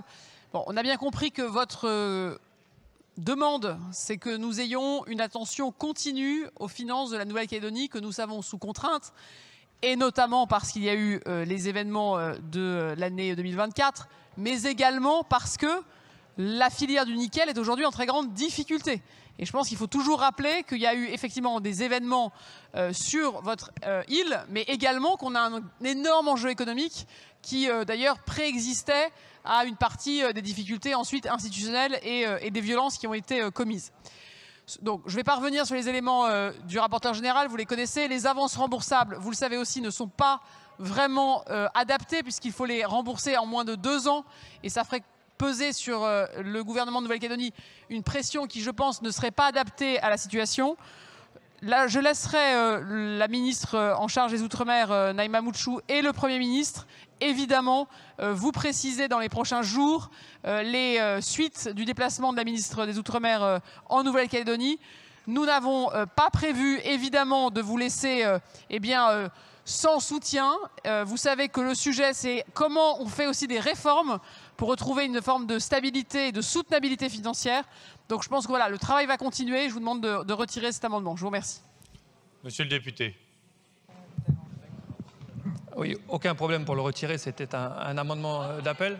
Tout simplement, Madame la ministre, merci d'avoir précisé que les avances remboursables n'étaient peut-être pas la meilleure solution pour soutenir la Nouvelle-Calédonie, puisque l'argent qui est prêté à un taux de 5%. Donc quand vous nous prêtez 1 milliard d'euros, on en rembourse 1,8 milliard. Donc en termes de solidarité nationale, on a vu mieux. Et donc merci de revoir ce dispositif pour les prochaines années. Merci. Je mets aux voix cet amendement, donc du coup avec double avis défavorable, vu qu'il n'a pas été retiré. Il a été repris. Le scrutin est ouvert. Le scrutin est clos.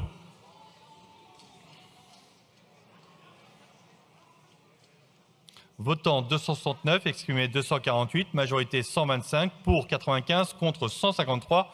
Il n'a pas été adopté. L'amendement numéro 12, Monsieur Tanguy.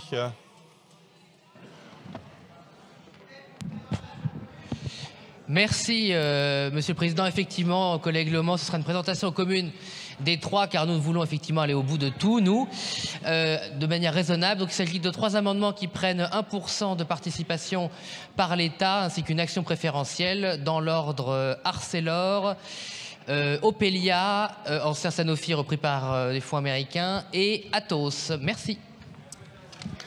Merci, Monsieur le député. Monsieur le rapporteur général, sur ces 3 amendements. Défavorable. Défavorable. Madame la ministre. Défavorable. Je mets aux voix cet amendement, le numéro 12, par scrutin public, double avis défavorable. Le scrutin est ouvert. Le scrutin est clos.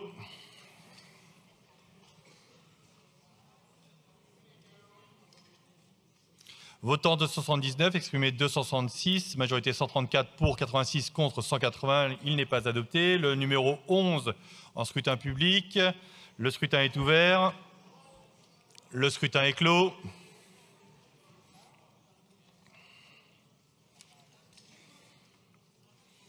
Votant 276, exprimé 264, majorité 133 pour, 85 contre, 179. Il n'est pas adopté. Le numéro 10, double avis défavorable. Le scrutin est ouvert. Le scrutin est clos.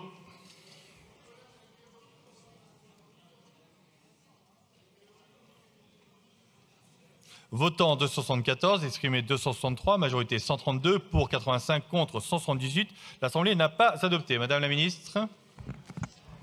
Merci, Monsieur le Président. Je voulais juste vous dire qu'après la discussion sur l'amendement de Mme Dalloz, je demanderai, si vous l'accordez, une suspension pour que, mesdames et messieurs les députés, c'est toujours comme ça sur les PLF. Vous savez, quand on arrive à la fin d'un texte, il faut que nous puissions mettre à jour les tableaux. Et je dois vous dire qu'il y a eu dans le vote de l'article 5 et état B un vote négatif. Et je dois encore regarder avec mes équipes de manière assez précise s'il existe encore un PLFG. Parce qu'à l'heure où je vous parle, il est possible que votre vote contre l'article 5 et l'état B est amené à ce qu'en fait, nous n'ayons même plus de texte. Donc, je préfère qu'on suspende et que je puisse vous faire un état des lieux ensuite de là où nous en sommes. Merci, Madame la ministre. Après l'amendement de Madame Dalloz. Hein. D'accord. Donc, je mets aux voix l'article 7 et l'état D annexé en scrutin public. Le scrutin est ouvert. Le scrutin est clos.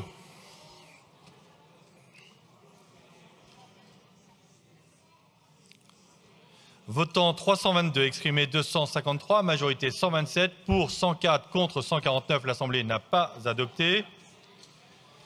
Sur l'article 8, l'amendement de Madame Dalloz. Oui, alors que c'est vrai que ce projet de loi de fin de gestion ne ressemble plus à rien. L'article 8, il acte les plafonds d'emploi. Je voudrais bien que mes collègues entendent, parce qu'il y a quand même dans cet article 8 des choses importantes. Il acte les plafonds d'autorisation d'emploi des opérateurs de l'État. Alors j'entends partout, sur ma gauche et dans mon groupe et partout, qu'il faut aujourd'hui limiter l'ensemble des équivalents temps plein des opérateurs. Or, pas chez vous, non. Alors, aujourd'hui... Si on peut écouter, s'il vous plaît. Il y a 402 489 opérateurs de l'État. Là, ce plafond, il les passe à 323 supplémentaires. C'est-à-dire qu'on passe à 402 812 au profit de 2 secteurs. Le premier, c'est 196 emplois au profit de la Société des grands projets et notamment le Grand Paris Express. Voilà. On va le porter à 1060 équivalents temps plein, quand même que vous sachiez les données. Et le programme fonction publique, vous rajoutez 127 équivalents temps plein au profit des instituts régionaux d'administration. Je propose, en toute logique, de réduire de moitié ce plafond des équivalents temps plein, à savoir 161 emplois plutôt que 323. Je pense que tout le monde doit être à contribution de l'effort national et que les opérateurs aussi, parce que ce sont des dépenses incontournables pour l'avenir. Ce qu'il faut bien avoir conscience, c'est que tous les équivalents temps plein que nous autorisons aujourd'hui en termes de plafond d'emploi seront des dépenses incontournables de demain.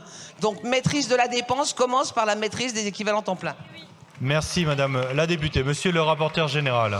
Oui, Madame Dalloz, moi je partage avec vous cette volonté de effectivement contrôler la dépense publique à travers les plafonds d'emploi. Toutefois, après avoir... et donc spontanément, j'avais envie de donner un avis favorable. Et puis, en réalité, les dossiers me semblent être peut-être un peu plus complexes. Sur la SGP,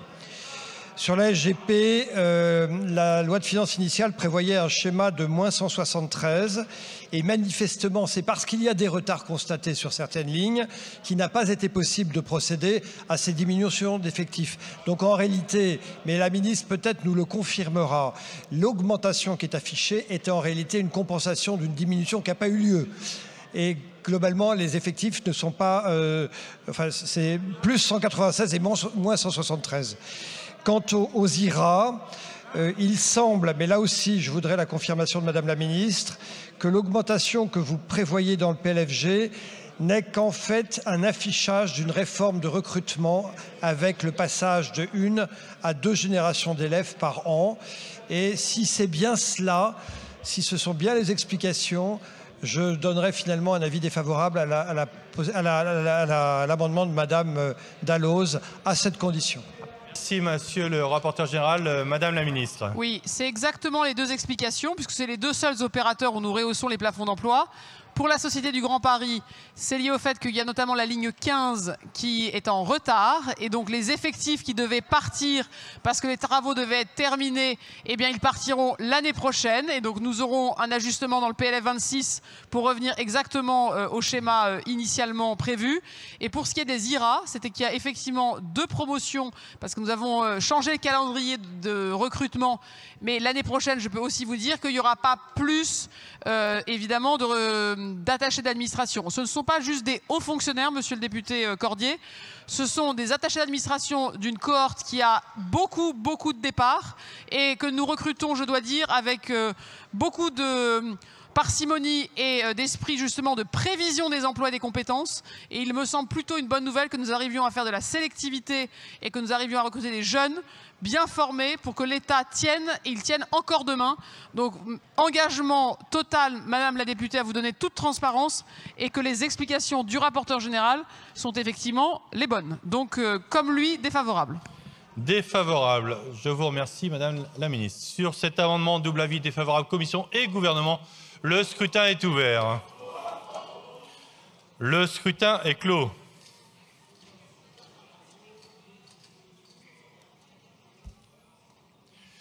Votant 326, exprimé 319, majorité 160, pour 120, contre 199. L'Assemblée n'a pas adopté. Je mets aux voix en scrutin public l'article 8. Le scrutin est ouvert. Le scrutin est clos.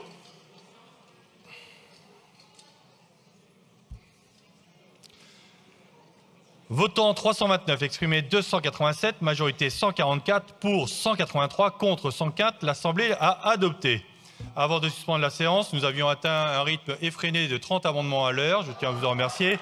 La séance est suspendue pour une durée de 10 minutes. La séance est reprise. En application de l'article 119, alinéa 4 du règlement, le gouvernement demande qu'il soit procédé à une seconde délibération pour coordination de l'article 4 et de l'état A. Donc, amendement numéro 1, présenté par le gouvernement à l'article 4. Madame la ministre. Alors, merci Monsieur le Président. Ce n'est pas une deuxième délibération comme on les fait d'habitude. C'est le rappel de l'article d'équilibre, Madame la Présidente. Ça se fait à chaque fois qu'on fait un PLFG à l'issue des votes des députés. Simplement que cette année, ça a été un peu plus long, puisque dans vos votes, vous avez non seulement annulé, enfin surtout vous avez ouvert des crédits, pour être très honnête, mais vous avez aussi supprimé l'état législatif annexé B, l'état législatif annexé C et l'état législatif annexé D. Si vous ouvrez le projet de loi de fin de gestion, vous avez annulé les pages 34 à 53, qui sont des pages assez importantes, et donc nous avons tiré les conséquences dans l'amendement qui vous est présenté. Pour être très clair avec vous, le chiffre théorique technique du déficit et du solde budgétaire qui va apparaître dans cet amendement fait état d'une dégradation de 8 milliards d'euros du solde de budget général. C'est-à-dire que si je devais considérer que ce vote est celui qui perdurera dans la navette jusqu'à la CMP et ou une deuxième lecture, alors le déficit serait entre 5,6 et 5,7%. Mais je tiens à rassurer la représentation nationale, nous n'allons pas évidemment dépenser 8 milliards d'euros dans la nuit. Donc c'est à ce titre que c'est un chiffre théorique et que je fais confiance à la navette pour que nous puissions rétablir les tableaux dans leur état original. Et donc je vous invite à voter pour l'amendement du gouvernement qui définit la conclusion des travaux de cette fin de journée.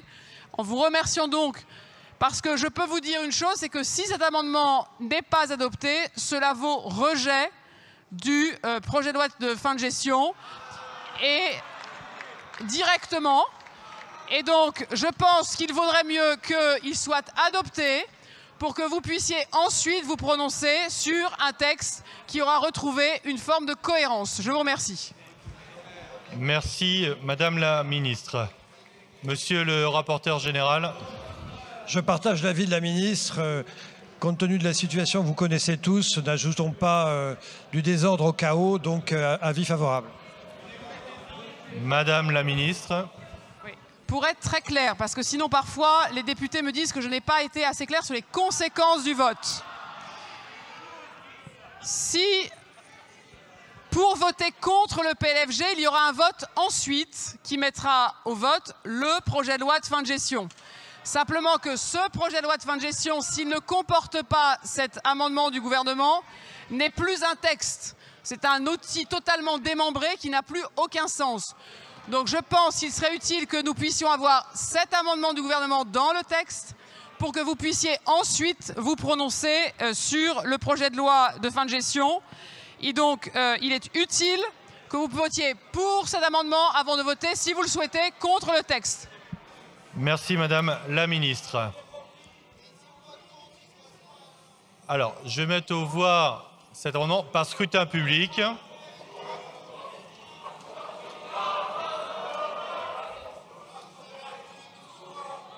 Non, j'ai annoncé le vote. J'ai annoncé. Double avis favorable. Le scrutin est ouvert. Le scrutin est clos.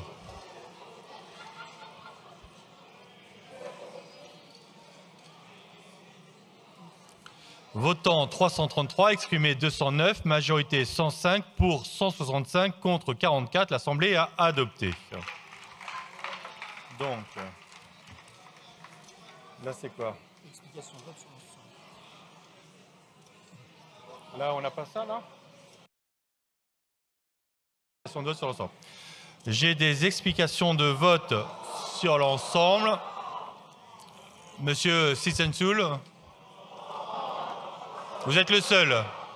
Donc il n'y a pas d'explication de vote. Il n'y a pas de reprise sur les explications de vote.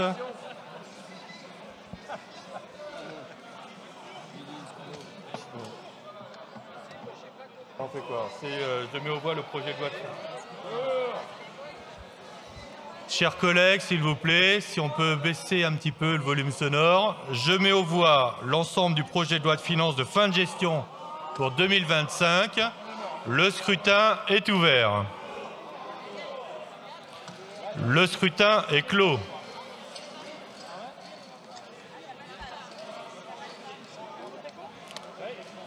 Votant 334, exprimé 252, majorité 127, pour 107, contre 145.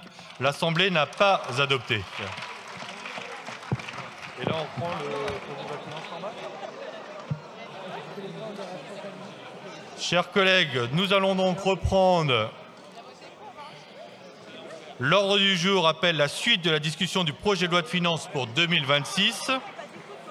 Hier après-midi, l'Assemblée a poursuivi l'examen des articles s'arrêtant aux amendements numéro 34 et identiques portant article additionnel après l'article 20. Je finis d'annoncer l'ordre du jour et je vous donne le rappel au règlement. Il y a un rappel au règlement, Monsieur Midi. Sur quelle base? Oui, merci Monsieur le Président. Sur la base de l'article 119 sur la discussion des lois de finances.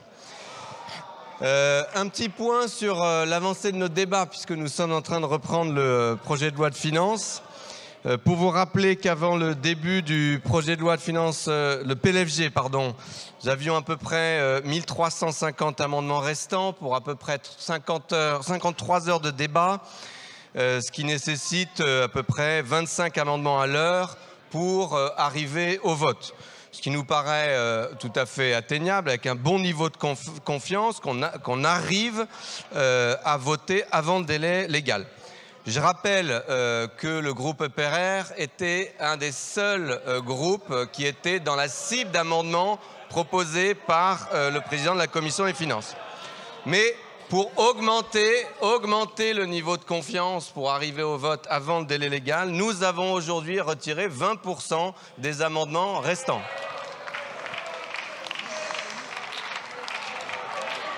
Nous espérons que l'ensemble des groupes en fera de même pour que le niveau de confiance global augmente et que nous arrivions rapidement au vote.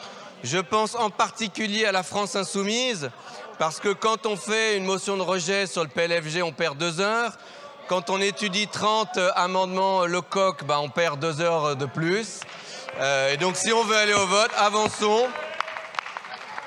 Moi, ça me fait penser à un célèbre adage sur une célèbre marque de frites.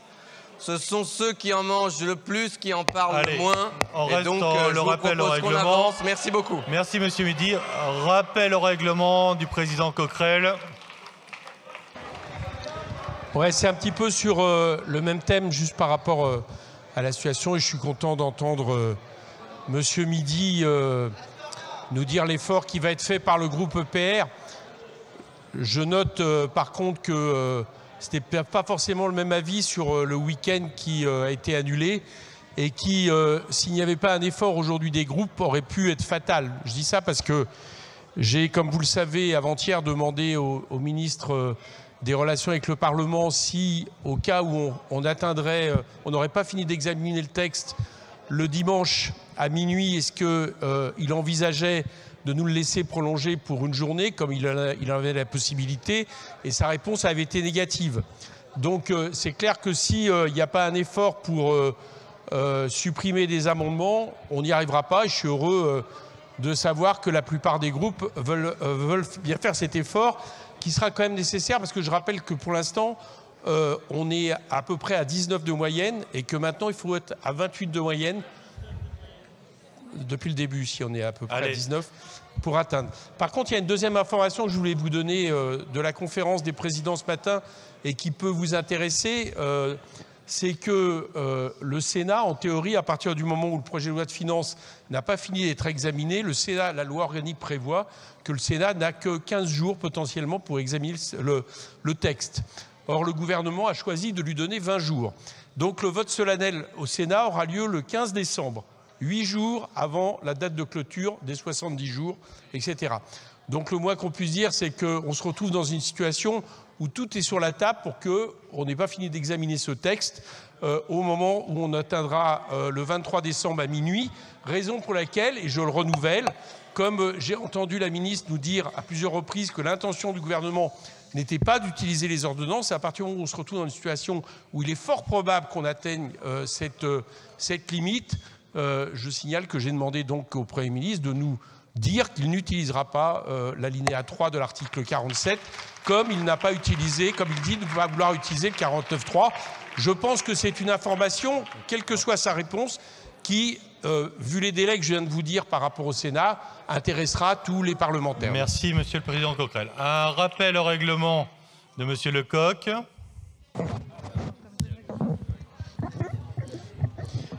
Merci, Monsieur le Président. Sur la base de l'article 100 et de l'article 47. Effectivement, nous n'avons aucune confiance dans le gouvernement pour nous assurer un vote.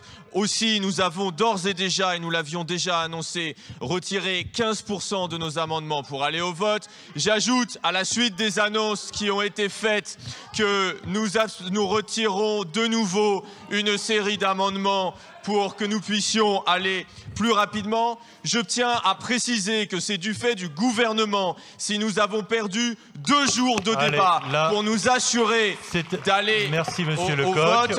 Je termine d'un mot là-dessus en disant qu'il me semble avoir entendu le député Philippe Brun jeudi dernier au moment de l'annonce de la fermeture pour ce week-end annoncer un retrait massif d'amendements du groupe socialiste. Nous attendons que les socialistes puissent y compris respecter leurs paroles et assurer que nous puissions aller au vote. Merci. J'ai encore 2 prises de demande de rappel au règlement. Je rappellerai quand même, il reste 20 minutes. Potentiellement, si on fait du 30 à l'heure, on peut faire quand même quelques amendements.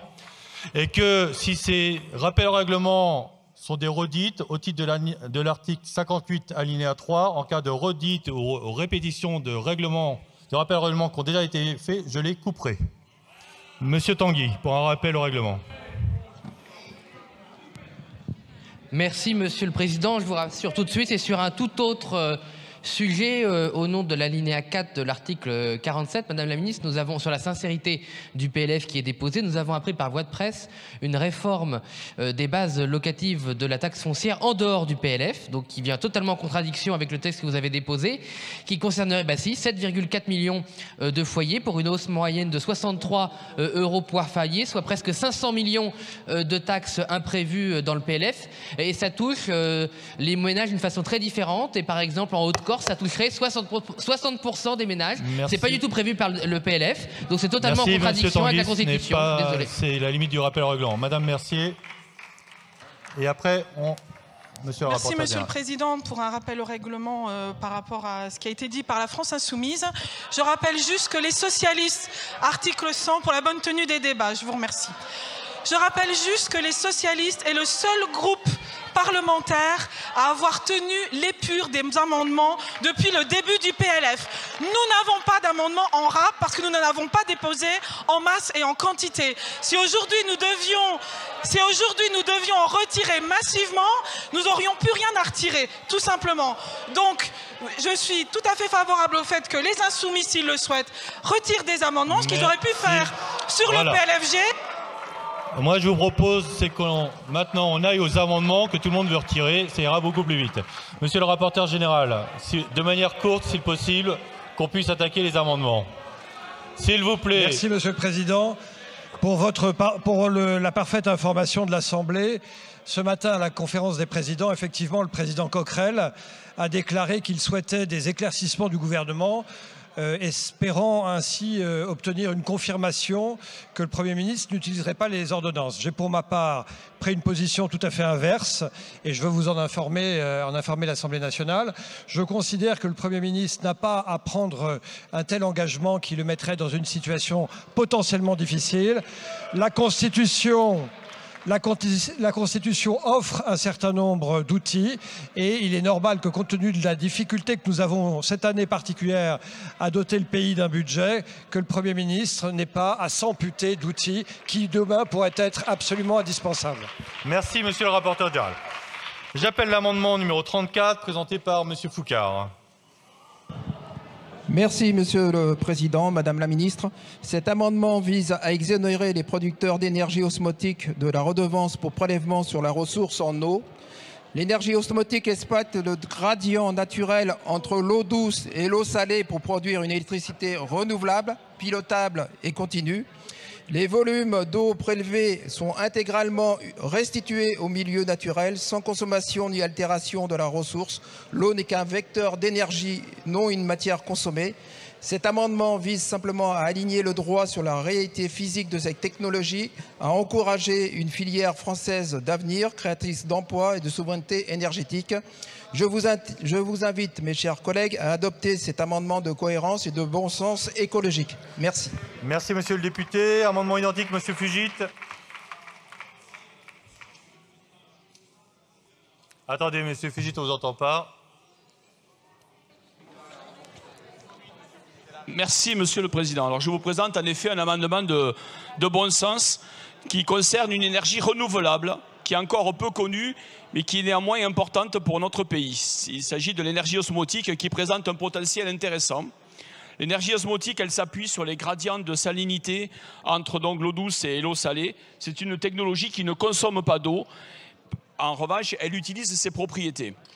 Pourtant, cette filière pose une difficulté. C'est une filière innovante qui est actuellement soumise à la redevance donc pour prélèvement sur la ressource en eau, alors que sa mise en œuvre ne consomme pas du tout la ressource en eau. Elle s'inscrit dans la même logique d'exonération dont bénéficie la géothermie ou l'aquaculture. Et donc cet amendement il vise à corriger cette anomalie. En exonérant les producteurs d'énergie osmotique de cette redevance, nous allons soutenir le développement d'une technologie française souveraine et pilotable, dotée d'un potentiel de 500 MW pour le seul delta du Rhône, par exemple, c'est-à-dire la moitié d'un réacteur. Merci, Monsieur le Président, d'avoir laissé un peu de temps. Je pense que de temps en temps, la science peut avoir un peu de place. Merci, Monsieur le député. Je vous rappelle la règle. Quand je frappe 2 fois, c'est qu'il vous reste 10 secondes pour conclure. Monsieur le rapporteur général. Monsieur le Président, l'énergie osmotique repose sur un phénomène naturel, la différence de salinité entre l'eau douce et l'eau salée. L'eau n'est ni consommée, ni altérée chimiquement. Elle est seulement temporairement dérivée, passe dans des membranes. C'est un phénomène chimique. Moi, j'étais très favorable à ces amendements. Malheureusement, la Commission en a décidé autrement. Donc, je suis obligé de donner un avis défavorable au titre de la Commission. Et à titre personnel, j'étais favorable. Merci. Madame la Ministre.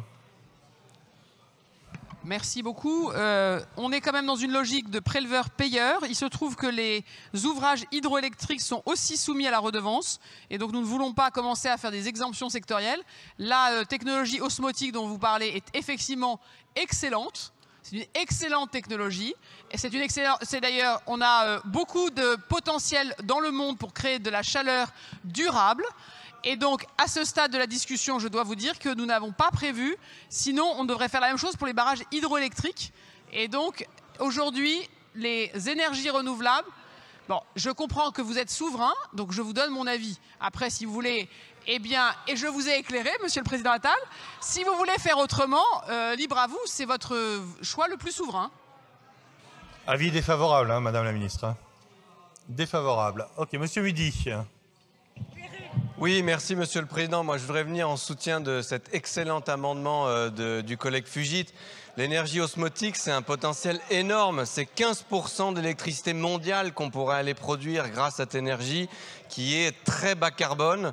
Donc, il faut la soutenir. C'est ici de la recherche, l'excellente recherche publique française, l'innovation par des entreprises privées comme la start-up Switch. Soutenons cette voie pour la transition écologique. Merci. Merci. Je vais mettre aux voix à main levée ces 2 amendements identiques avec double avis défavorable. Qui est pour? Qui est contre? Ils sont adoptés. Pas de commentaires, s'il vous plaît. L'amendement 1345, qui le défend? Allez-y, chers collègues. Monsieur le Président, Madame la Ministre, mes chers collègues, cet amendement vise à supprimer la redevance pour protection des milieux aquatiques et les timbres fiscaux associés à la pratique de la pêche de loisirs. Cette taxe en hausse régulière pèse sur près d'1 million de pêcheurs français dont l'engagement pour la protection des milieux aquatiques est pourtant exemplaire. Les fédérations et associations de pêche financent déjà par leurs cotisations l'entretien des rivières, leur peuplement piscicole et la préservation des écosystèmes. Je vous remercie. Merci Monsieur Chavant. Avis de la Commission? Défavorable. Madame la Ministre? Défavorable. Monsieur Tanguy? Merci, on soutiendra cet amendement, mais Madame la Ministre, je m'étonne que vous n'ayez pas réagi à ma question qui me semble importante, surtout que votre cabinet a confirmé les informations de la presse. Alors, je sais que c'est sans doute très important de prendre de longues minutes sur l'énergie osmotique qui va révolutionner le monde, mais je pense que les occupants d'habitation, les propriétaires seraient ravis de savoir si vous allez imposer les cabinets de toilettes et si vous allez compter 2 fois les lavabos. Merci. Madame la Ministre? Monsieur le Président, Monsieur le député, l'article 27 de ce projet de loi de finances traite précisément des enjeux des bases locatives. Il y a 2 sujets. Il y a une réforme qui, je pense, sera utile, qui n'est pas prête, c'est que les bases locatives pour la taxe foncière soient issues de la valeur vénale des biens, que soient liées à la valeur de la maison. Et, Monsieur le député, ça c'est la discussion que nous aurons à l'article 27. Par ailleurs, chaque année, et d'ailleurs, je tiens à dire, les collectivités locales pressent énormément les administrations fiscales pour qu'il y ait une mise à jour pour que les taxes foncières récupérées correspondent au bâti. Et chaque année, nous procédons à des mises à jour. Ce n'est pas une revalorisation. Mais nous faisons ces mises à jour. Pourquoi? Parce que précisément, nous n'avons pas encore le système qui, à mon avis, est le seul que les Français comprendraient, qui n'est pas à compter le nombre de pièces et le nombre d'ampoules, qui consisterait à considérer que la base de la taxe foncière, c'est la valeur vénale des biens. Cette révision de la valeur vénale, c'est le motif de l'article 27. Et je souhaite donc rassurer les Français. Nous n'avons pas de hausse de la taxe foncière prévue, cachée. Nous avons une mise à jour que les collectivités locales nous demandent chaque année de mener.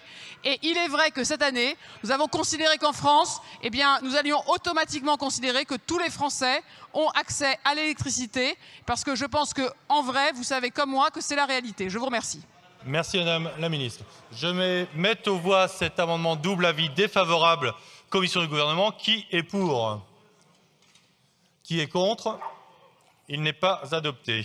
Amendement identique, le 724, sur lequel je suis saisi par le groupe Rassemblement National d'une demande de scrutin public. Le scrutin est annoncé dans l'enceinte de l'Assemblée nationale. Amendement 724. Allez-y, Monsieur Dessigny. Défendu. Merci. Monsieur c'est des identiques. Le 1741. Allez-y, Monsieur Bataille.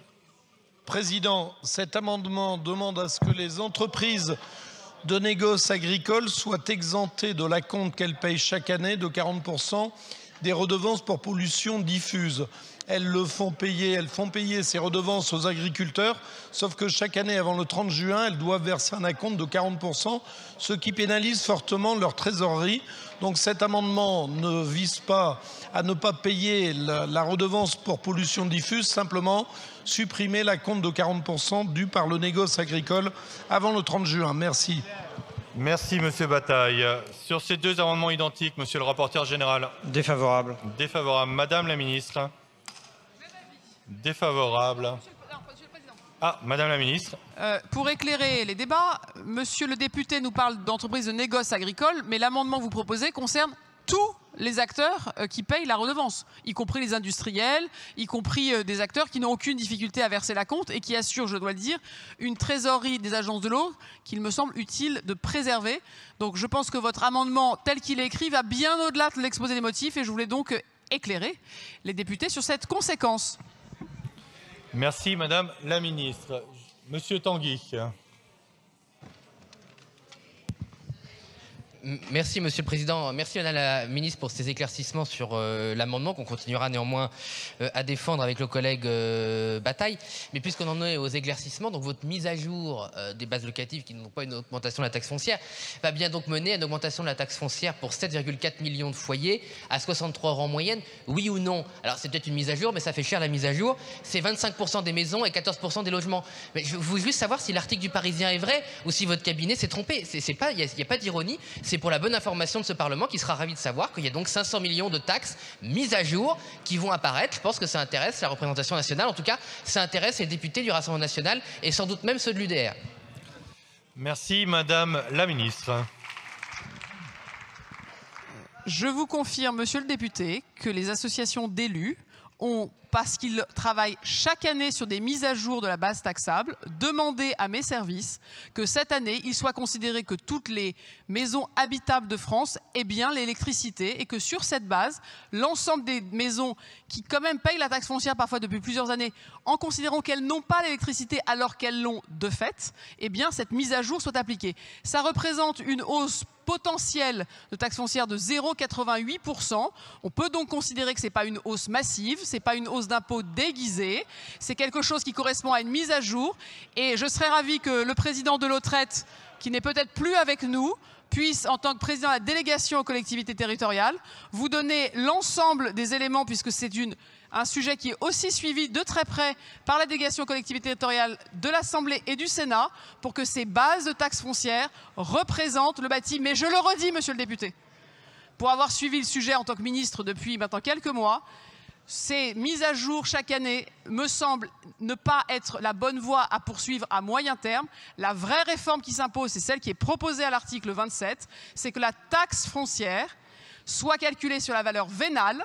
Et je vous dirai, Madame la Présidente, pourquoi il faut reporter d'1 an, parce que ce qui avait été présenté et préparé avant que j'arrive me semble être une usine à gaz de nature à créer énormément de difficultés pour nos concitoyens.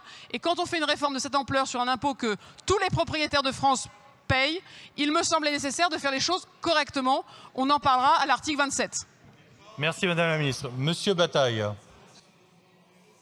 Merci Monsieur le Président. Madame la Ministre, je voulais revenir sur votre interpellation, sur le fait que vous me dites que ça ne concernerait pas, le report de l'acompte ne concernerait pas exclusivement les entreprises de négoce agricole, mais en quoi l'absence d'acompte pour tous les redevables de la redevance de pollution diffuse serait contraignante pour le budget de l'État? Vous voulez reprendre la parole, Madame la Ministre? Oui, monsieur le député, ce sont des agences de l'eau qui doivent financer les projets tout au long de l'année. Et il est utile qu'elles ne commencent pas l'année en déficit pour avoir le solde, vous voyez, le 31 décembre de l'année. Sinon, ça devient des agences qui portent de facto une forme de déficit ou de voire de dette. Donc, il y a un acompte à la mi-année et un règlement à la fin d'année. Aujourd'hui, je crois que le système fonctionne bien. Je dois dire que c'est la première fois que j'entends dire qu'il y aurait une difficulté. Et je crois par ailleurs que le négoce agricole n'est pas le secteur le plus en difficulté de notre pays. Si c'est le cas et s'il y a des difficultés ponctuelles sur un acteur, n'hésitez pas à nous le faire savoir. Nous trouverons des solutions de médiation. Je vous remercie. Merci Madame la Ministre. Je vais pouvoir mettre au vote ces amendements identiques, d'où l'avis défavorable. En scrutin public, le scrutin est ouvert. Le scrutin est clos. Restez à vos places, on a le vote après l'article 20. Non, il n'y a pas de vote. Il n'y a pas de vote. Votant, c'est la fatigue le soir. Votant 193, exprimé 193, majorité 97, pour 76, contre 117. L'Assemblée n'a pas adopté. Prochaine séance demain à 14 h, question au gouvernement. À 15 h, suite de la première partie du projet de loi de finances pour 2026. La séance est levée. Très bonne nuit à toutes et tous.